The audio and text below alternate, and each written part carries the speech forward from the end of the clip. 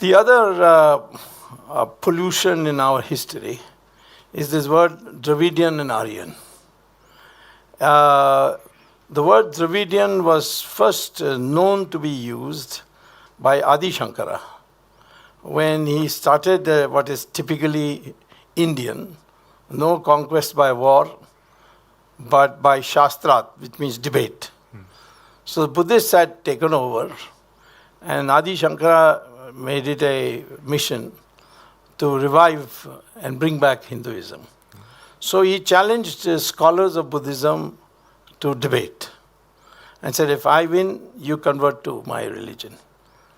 If I lose, I become a Buddhist. And like this, he reached the most prominent Buddhist scholar who was living in Bihar called Mandana Mishra. And he began the debate with him. And there are two of the most foremost scholars. One was a Buddhist scholar, and the other is Uttara Mimamsa school, but Buddhist scholar, and the other was the most foremost scholar of that time in Hinduism. And the debate, who would umpire, came.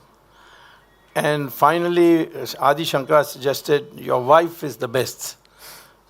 She's a scholar, and she doesn't need to fear you. Those days, men used to fear their wives, not the other way around now. And she would be the best umpire. So the first question she asked is to Adi Shankara, who are you? And he said, I'm Dravida Shishu. So they said, Shishu we understand. She said, Shishu I understand, means child.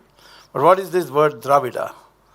So he said it's a sandhi of two words, tra and vid.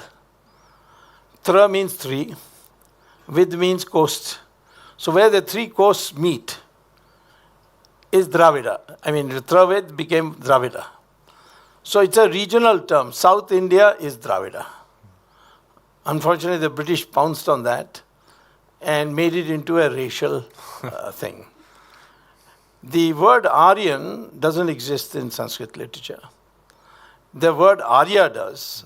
Arya means a civilized person, good person, accomplished person, a gentleman or a lady, that sort of thing. And it was never part of the community. So the British have created a history where they said the whole of India was full of Dravidians. Then the Aryans came from Europe through Khyber Pass and beat the hell out of the Dravidians and drove them south. And then they provoked the South Indians to rebel against the North under the term that the country is really yours. And Karnataka didn't accept it, and Kerala didn't accept it, and Andhra didn't accept it. But Tamil Nadu became a victim of that. And so the Dravidian movement was started. And the Dravidian movement, it is without any reference to any text, they created division. In fact, they used to celebrate Ravan Leela as opposed to Ram Leela, because Ram was Aryan, because he's a northerner. And now, of course, they've stopped. And I think I made a contribution because I argued with Karunanidhi. And he kept saying, no, he's our Dravidian king. And Rama came and killed him. But truth is that Ravan also is a northerner. He was born near Noida. In Noida, in Basrak village. He went to Mansarovar, and Lord Shiva gave him this boon. Then he said, which is the most developed part of India? There were only two parts at that time, Ayodhya and Sri Lanka. And Ayodhya was defeated. So there was a war between Dashrath and Raman, and he was defeated. And then Ravan went and conquered Sri Lanka. His relative, Guber, who we identify with plenty, he was ruling and he took over.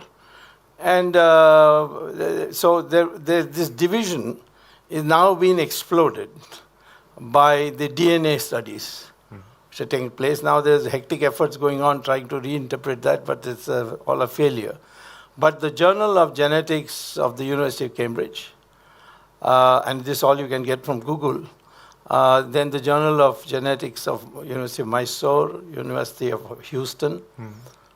All three have published research to show that the DNA of all Indians is the same.